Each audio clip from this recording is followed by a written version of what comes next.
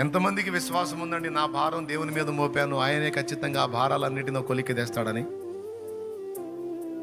చెప్పు, నువ్వు మోసుకుంటావా, ఆయన మీద మోపుతావా? పాప భారాన్ని మోసినవాడు నువ్వు మోపే ఇతర భారాలు మోయలేడా? ఆయనే పిలిచాడుగా.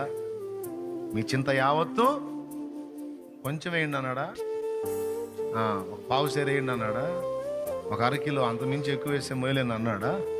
యావత్తు, అది దేన్ని కూర్చిందైనా సరే, మీ చింత యావత్తు ఆయన మీద వేయుడి. నువ్వు మోస్తున్న భారములు ఆయన అంటున్నాడు నా మీద మోపు. పాప భారం నువ్వు మోస్తావా, అది దేవుని మీద మోపాలా?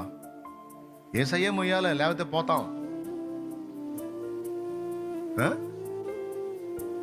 పాడతాం కదండి పాట,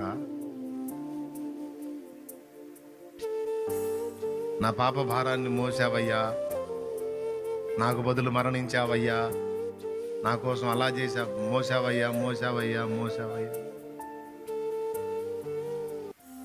మోసాడుగా, ఆయన మీద మోపకుండా నీ మీద పెట్టుకుంటే డేంజర్.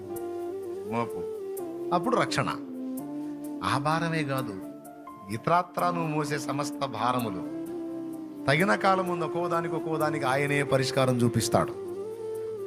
నీ ముందున్న కర్తవ్యాన్ని నెరవేర్చుకుంటూ, నీకు అవకాశం ఉన్న పరిధిలో నీ బాధ్యతలు నెరవేర్చుకుంటూ ముందుకు సాగిపో. ఎప్పుడు నీకు ఏది అందించాలో ఆయనకు తెలుసు.